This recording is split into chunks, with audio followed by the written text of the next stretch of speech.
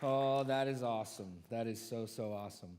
Hey, well, we are in our Go series. This is something that we get to do every year where we emphasize the area of missions. And I just want to encourage you, if you don't have a copy of this year's Go Fund, I want to make sure that you have one or have access to one because we're going to be working through a little bit of it this morning. So I don't know if Don or Jelaine or Tim or maybe Phil, you're back there. If you want like a hard copy of the Go Fund, just like raise your hand and we will come and someone will come and find you and place it in your hands. If you want a digital copy, just go to the Church Center app. I don't know if we have that QR code. Can we throw that QR code up there? Leilani, thank you. You can scan that, and that will take you, if you go into the Church Center app, you open it up. I know it's like, this probably isn't the best like TV on the planet, but if you go to the Church Center app and down at the very bottom, there's a little section that says More. You click that, and you can access the Go Fund, and you can see all of the things that we were able, or that we're hoping to do this year in the area of missions. One of the things that I want to talk about first, because I feel like we have to orient ourselves on the map. We have to know where we are to get where we want to go. And when we talk about missions, when I use the phrase missions, what I mean by that is crossing cultures with the good news of Jesus.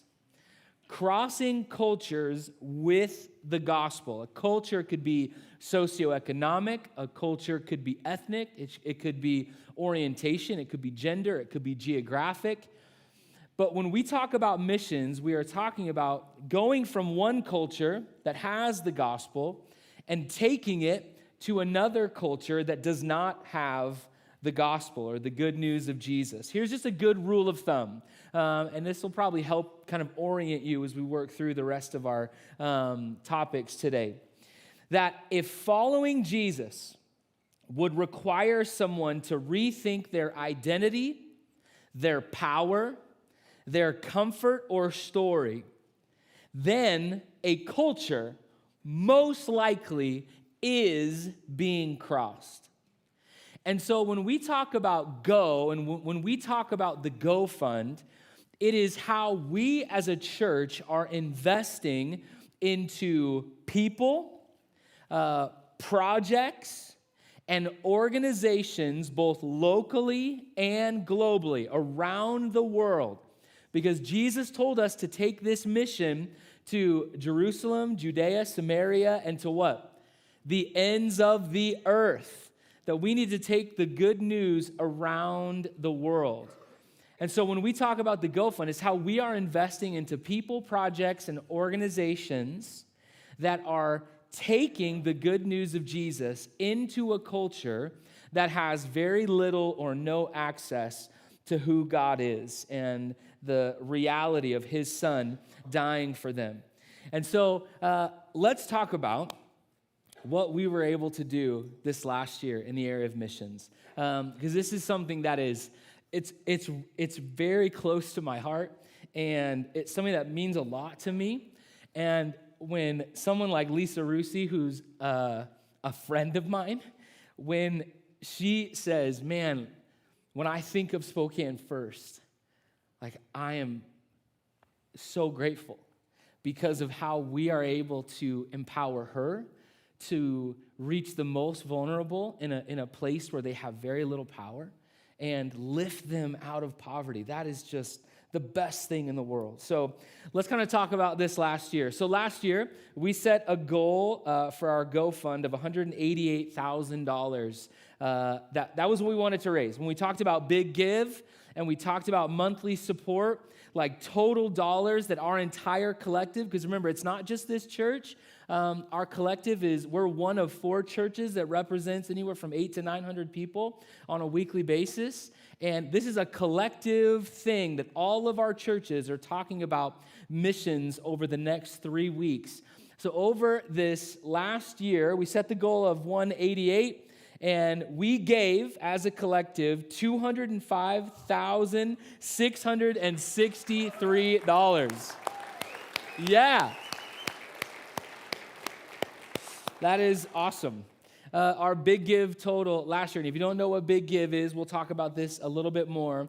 But one Sunday a year, we set aside that every penny that is given on that Sunday goes towards specific projects and organizations, both locally and globally, to move the mission of God forward. Where everything, general tithes, offerings, every penny that is given on that Sunday leaves these four walls and goes to the kingdom of God, advancing.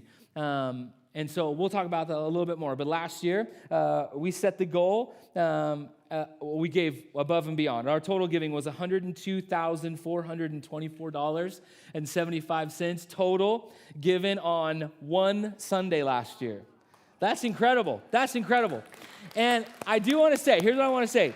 There was a couple people last year who were like, oh no, I missed that Sunday. Like, hey, I'll tell you right now, if you want to give to Big Give now, just do it. Like, just mark it on your giving envelope. Just write Big Give somewhere and designate it somehow so that we know to put all of that towards our offering on the 22nd, which is the last Sunday of this month. And just to incentivize you, every penny that we make at the Legacy Coffee Bar over the next 3 weeks, it all goes to Big Give. So if you go get coffee in the morning, don't go to Starbucks. Don't go to Indaba. Don't go to Ladder. I know those places are great. I go there all the time. But I'm saying for the next 3 Sundays, your coffee money will change lives. So I don't know what would be wrong with you to not want to do that. But I would just challenge you. And then when you go buy a latte or a mocha or an Americano, typically what is it, like $3, $4? I don't know. Maybe pay $100 for it. I don't know. But just go and buy lots of coffee at the Legacy Coffee Bar. Okay, so our total monthly support. So we support specific organizations and partners throughout the year that we invest in them first. We always want to make sure if Big Give isn't funded, we don't give the money. We try to make that very clear, that we're going to set a goal, that here's where we would like the money to go if we were able to raise it all. But if it's not given, then we don't give. But when it comes to monthly support, this is something that we've committed to, where we've said to these individuals, you can count on this support. And so over this last year, over the course of each month, we gave $76,150 to specific individuals, like people like Lisa Rusi and Matt and Debbie Mann, but then also like specific organizations here in Spokane. We give on a monthly basis. 206 people last year gave to the Go Fund in some form or fashion. Big Give really is a Sunday where we try to see what would it be like if 100% of the people who were a part of one of our 4 churches actually engaged on that Sunday in giving. What would it be like to unleash the full capacity of generosity that our church has for the mission of God? And we set a new record last year in total missions giving engagement, which I was pumped about that, but it's still not 100%. Like, there's still some of you that are holding out, and I am going to get you this year. 31 people went on short-term trips this last year. Again, that's a huge way that if you're like, man, what's missions all about? Like, why would I give to this? Why would I participate in this? Why would I invest in someone I don't know who is doing things for people that I'll never meet? Go on a missions trip.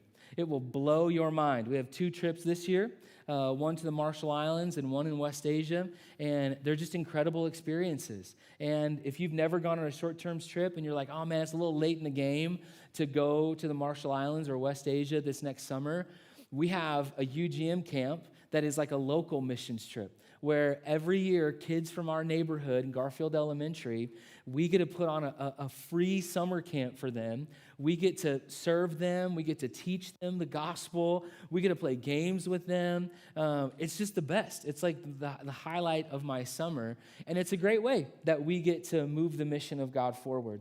41 partners on a monthly basis are supported. 10 organizations are supported on a monthly basis. And over this last year, there's like a couple things that I just feel like I need to highlight because there may not be statistics in here, but if we're thinking about Big Give from last year, we wanted to raise $10,000 for compassion events that we do collective-wide. Our UGM camp, we wanted to raise $5,000 for scholarships for students to go to winter camp and summer camp and have life-changing experiences was $18,000. Matt and Debbie Mann was $8,000. Convoy of Hope, which provides relief in the midst of crisis, was $8,000. Cup of Cool Water, which is it's an organization here in Spokane, was $5,000. The Schneiders, which we were actually partner with them in Argentina, and they're going to be here on the 22nd, and they're going to get to tell us about what they were able to do, but we helped them purchase property to plant a church. Burkina Faso, I actually got to be labored by the money we raised in Burkina Faso and to get this medical clinic up and going and support Ezer International. But I think even beyond our Big Give, we had two individuals. We had Lydia Young and Aubrey Hancock were able to go on short-terms like missions engagement experiences, kind of gap year programs this last year, and you were incredibly generous towards them. We were able to support Garfield Elementary. Just when they have needs, we're able to meet those needs. And I love it when Sam can just call me and say, Josh, we need snacks for testing. And I can be like, make it so. Go for it. Do it. Buy the snacks. Bless the kids. Like, we want Spokane First to be the cool church in our neighborhood to all the kids. But then also, there's individuals like the Johnsons and Jesus Hope of Romania that just had needs come up this last year that we were able to just give. And we were able to give out of our abundance and just say, hey, here you go. You have this need. We're a partner of yours. We can just be generous to you. And I just want to say thank you so much for getting the heart of this, for allowing the good news of Jesus and taking it to the ends of the earth and for making it a priority. And I understand that money rules our lives, and the fact that you can be so generous with something that could very easily be a god to you, and that you could invest in people that you don't know who minister to individuals that you will never meet. Just know that someday, like, we're going to see the result of what we have sown into and the impact that we're able to make in eternity. And it will be a good thing. It will be a glorious thing. It will be a worthwhile thing. So I am just so thankful that I get to pastor such an amazing church, and grateful that you go on these crazy experiments and adventures with me. I do want to ask you for something. On the 22nd, we are going to have our Big Give Sunday. And so here's what I want to ask of you. And I want to ask every person here today. And this might be your very first Sunday. And yes, it's your first Sunday, and I'm asking for your money. So you can go tell the whole world that you went to this church and they went after your money. But I want to ask you to give 1 day's wage. That's what we're asking. 100% participation in our entire collective. For every person who is a part of this collective to give 1 day's wage. If you are a regular tither, my ask is that you would give 1 day's wage above and beyond your tithe. If you are an individual who tithes regularly and also gives above and beyond that to missions, I'm going to ask that you give a day's wage above and beyond that.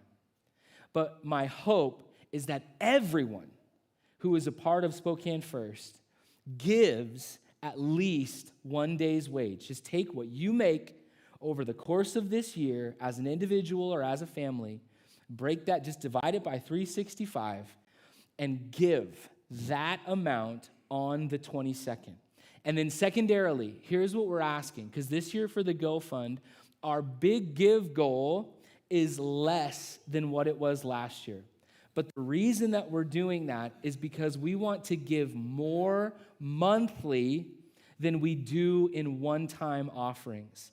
Over the course of this last year, I have had so many different meetings, coffee dates, lunch dates, interactions with our partners, like the people that we support on a regular basis, and their cost of living has not just gone up in America. I hope you know that it has gone up around the world, that we have reached kind of a weird economic season where people are pretty leery and they tend to be like kind of withdrawing from generosity. And so budgets have decreased, expenses have increased, but then also our mission support roster really has kind of stayed about the same for like the last few years as far as the number of individuals that we support. And I just want to increase that. I want to support more people on a monthly basis. I would love, we are a part of the Assemblies of God, I would love to be able to say to every missionary that has the desire to take their lives and say, God, it's a blank check for you. I want to be able to say to every single one of those missionaries, yes, we're going to support you. No matter what, we're going to support you. Like Spokane First has got you. Like we got your back. And it is because we just choose to be so generous when it comes to the mission of God. So, yes, I want to challenge you to give on Big Give Sunday, but I also want to challenge you to give on a monthly basis, to really pray what does it look like in your budget to give above and beyond the tithe on a monthly basis to the Go Fund, to the mission of God, advancing around the world. Okay, so with that said, let's kind of go through the Go Fund for this year. And Jay's stressing out. I'm like, it's 11:19, and I haven't even gone through the Go Fund. And I'm not even in my sermon. There's a sermon today. There's a sermon today, and it's the Super Bowl. Aaron's going to pass out. I'm so sorry. Okay, here we go. So this next year, here's our goal. Our Go Fund goal is $105,000. So that's like monthly support that we want to give on a regular basis. Our big give goal on the 22nd is $90,000. So our total is $195,380 that we want to give to missions this next year. Our Go Fund, like the people that we invest in, it's 5 continents, it's 48 languages, there's 11 specific projects, there's 100+ people groups, there's over 40 individual organizations that we support. Obviously, we know about the missions trips that we're going on this next summer. One thing that I think would really mean a lot to specific partners is this Adopt a Missionary section. If you have yet to ever do this or engage in this, man, I want to challenge you to be a part of it. I'm going to brag on, I'm sorry, we're going to be here till 1 o'clock. I'm so sorry. Where's Alice and Oz? Where are they at? Where are they sitting?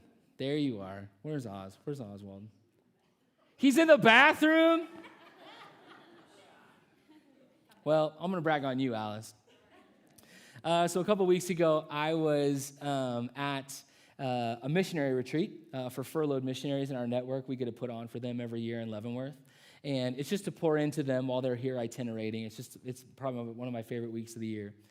And I was meeting with Hillary Dyer, who is a missionary. She's actually a Chi Alpha missionary to Stanford. So she's super smart. She hangs in like all the Silicon Valley folks. And she was talking about the Youngs, that she gets to stay with Chris and Jess when she's here in Spokane, which is awesome. But there's like a new house that's an even better house that she enjoys staying at even more. And that's Alice and Oz's house. She made it seem like it's so awesome that I was like, I think I want to move in. But then I was at network meetings this last week, and I got a chance to see Hillary, and she told me that she just recently got to stay at your guys' home, and it felt like home to her. And you have no idea like what that means to a missionary to have a place to land. But I think if you were to ask Alice and Oz, who was more impacted, it was probably them. Because when you develop a personal relationship with a missionary and they get to tell you about everything that they go through, everything that they experience, everything that their kids go through, just the difficulties of what it means to be a missionary, like it challenges you. So adopt a missionary is very valid, and I want to challenge you all to at least think and pray about it this next year. You can go through and look at a list of the partners that we have, just an incredible amount of people. A few things that I want to make sure that some of you may not know this, but there's a lot of organizations that we support in different ways, and it's actually through our facilities. So we have, obviously, a church up on the North Hill. We have a church in the Lower South Hill. We have our exit building that's right across the street, as well as our building right here that we're all meeting in. But some of you may not know this, but Olive Crest, which is a foster care agency, their headquarters for the eastern side of the state is in the exit. And so every day that parking lot is full, and they're able to serve vulnerable people groups in incredible ways. That AA meets here every morning. Did you know that? There's an AA group that meets in this building every single morning that I've actually gone to the group, not because maybe I am an addict, but it's incredible to go to and just to see the community and transformation that's taking place. Bright Hill, which is a Foursquare church that just recently planted here in Spokane, uses our North Hill building Sunday evenings at 4. And then Arise Christian Academy uses the building that our church New Life meets in. And so every day throughout the week, there's elementary-aged kids that are using that facility that is in one of our buildings. And a lot of people who are a part of our church don't know those things, and so now you know. Okay, Big Give. This is specifically where things are going. Missionary blessings. We want to be able to just pour into our partners above and beyond the Go Fund. We're starting something called the Yes Fund this year, where if a missionary calls me with a need, I just want to say yes. Yes. I never want to say no again. I just want to say yes. And it would amaze you how often we get contacted from missionaries who, they lost their luggage, or they don't have any furniture in their home, or they can't afford supplies for their kids' schooling, or we had a missionary literally going to food banks. And it broke my heart. And if a missionary ever reached out to me and said, hey, we can't afford to buy food for our family, I want to be able to just say, yes, we're going to take care of that. Obviously, all of our compassion events that we do collective-wide, all of our churches do really unique things that just bless our neighborhoods. Kids and youth camp scholarships for winter camp and summer camp, just one of the most transformative experiences of a student's life. The Real Hope Project, this is an organization, you're going to be hearing more about it in the coming weeks. It's an organization that creates stories, like short movies for teenagers who are in foster care to help them get adopted. Our Marshall Island backpacks, we want to mobilize and empower our team going to the Marshall Islands.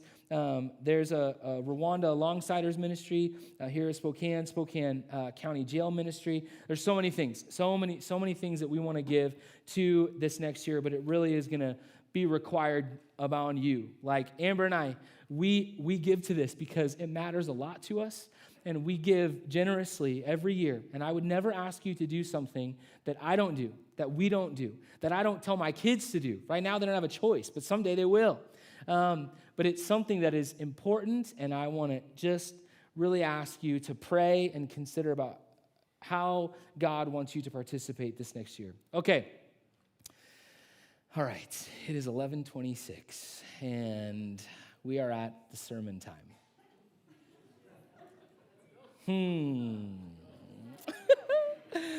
Okay.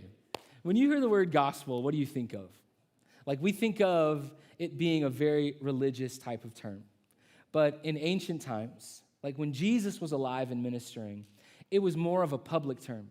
It was a term that was used for the announcement of often like victory, the announcement of a king that had conquered, a baby that had been born, the ascension to the throne. It was the announcement of something so significant that life would not be the same after you heard this news. It was the Greek word euangelion, and it is where we get our term gospel. It was actually a very common word. It had very little religious connotations.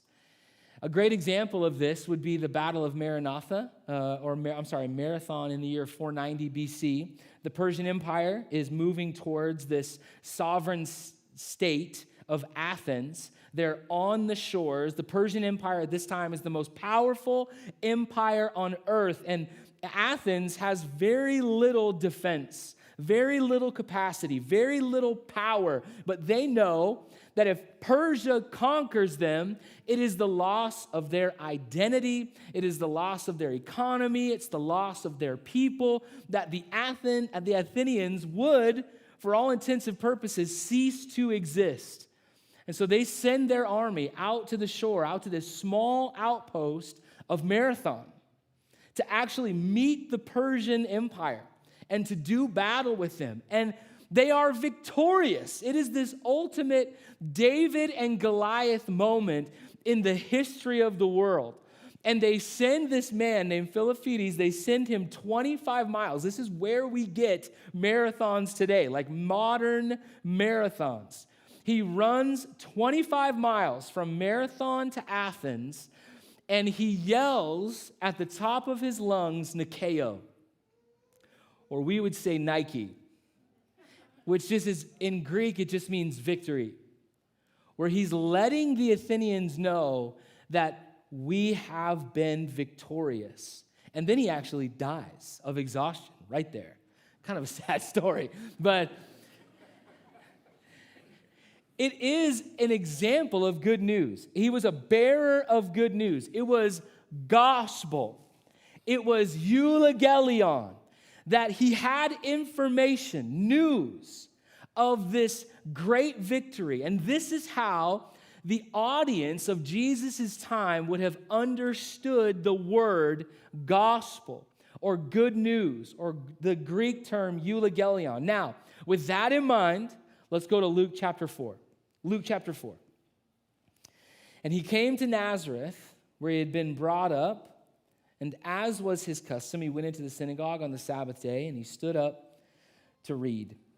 And the scroll of the prophet Isaiah was given to him. He unrolled the scroll and found the place where it was written, "The Spirit of the Lord is upon me." So this is Jesus reading the words of Isaiah. "The Spirit of the Lord is upon me because he has anointed me to proclaim good news to the poor." Euangelion, gospel.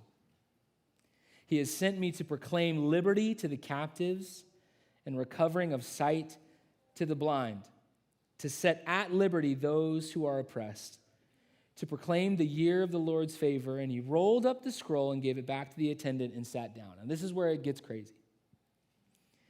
"And the eyes of all in the synagogue were fixed on him. And he began to say to them, 'Today, this scripture has been fulfilled in your hearing.'" For centuries, for generations, this was just a promise that this had been read many times, many times, taught on. And now, here comes Jesus doing what was actually pretty common for the rabbi to walk into the synagogue, read a scroll. He's probably going to sit down and teach about it, help the people understand maybe what Isaiah was talking about, why he would use those words, what this imagery meant. But no, that's not what Jesus did. He did not sit down and talk about the promise of it. He talked about the fulfillment of it. He said, "Today, this promise that we just read, that I just read to you, it has been fulfilled. Fulfilled through him. He is the one fulfilling the promise that this good news, this gospel, this euangelion to the lost, to the oppressed, to the broken, to the exile, to the foreigner, to all of those who are lost, least, and last. Good news, gospel to you. And it has been fulfilled in and through the person of Jesus. This is an announcement of victory. This is not just some carrot that Jesus is dangling down the road. This is a marathon moment. This is Jesus running into Athens and saying Nikeo, saying victory. The battle has been won, and it has been won by Jesus. You and I, this is good news for us. This is good news. Is this good news to you? Like when you hear the words of Jesus, is it good news to us? Because here's what Jesus is saying to you and I, that you are loved without condition, forgiven without denial, invited without earning, and never abandoned. Because Jesus has already done what you could not do for yourself. That is good news. Now, here's the question. We are, as followers of Jesus, not simply called to be recipients of good news. We are called to be bearers of good news. So the question I want to ask you today, are you good news? Are you good news? If I were to go knock on your neighbor's door, and if I were to ask them that question, that person right over there that lives right across the street from you, are they good news to you? Is their life? Is their presence in this neighborhood? Is their presence in your life? Are there words to you? Are there actions? Are there family and their children? Are they good news to you? If I were to ask your coworkers, are you good news? What would they say? If I were to ask your spouse, your kids, are you good news to them? Because that's what it means to be a bearer of Christianity. That we don't just walk around yelling at the world about who Jesus is, but that our actual presence is good news to them. That they say to themselves, yes, I am so glad this person is in my life. That their presence in my life is good news to me. Let me ask it this way. When people encounter me, do they leave with more hope or more weight? Do my words sound more like an announcement of grace or a demand for change? Am I quicker to point out what's wrong or to name where God is already at work? Do people feel seen and valued in my presence or evaluated and measured? When someone is struggling, do I instinctively move toward them with compassion or do I step back with judgment? If someone doesn't share my beliefs or lifestyle, do they still experience kindness, dignity, and genuine care from me? Do I carry peace into tense spaces or do I multiply anxiety, outrage, or division? When I talk about Jesus, does it sound like good news that I'm excited to share or an obligation I feel pressured to explain? Do the people closest to me, my family, coworkers, neighbors, experience the gospel as good news through me? If my faith were removed from my words and reduced to my presence alone, would people still sense grace? And just because the week gave it to me, How do we respond when our president posts a blatantly racist video? A video that is clearly dehumanizing. Understanding that our African American brothers and sisters are so hurt, so offended. Do you know that your response to that is either good news or bad news?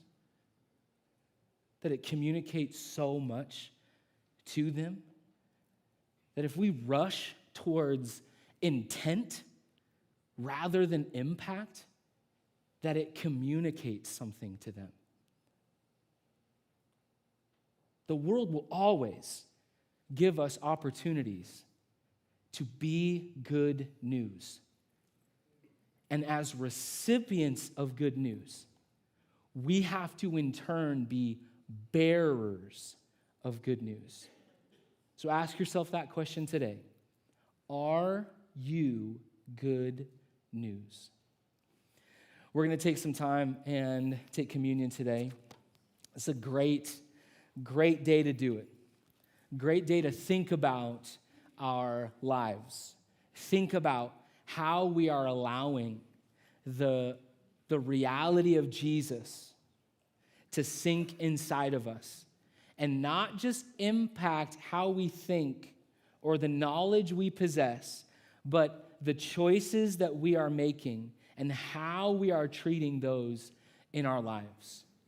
That communion is a time where we get to have the death and resurrection of Jesus made real to us, where we get to ask ourselves, how is this changing me? Am I living a life worthy of his death and resurrection? Am I taking this as something that is transformative? Am I good news today?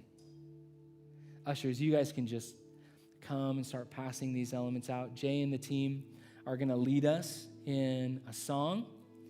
And then I would just encourage you, hold the elements in your hands, and I'll come up after the song is over. Tim, can I grab one of those? And we'll take communion together as a community.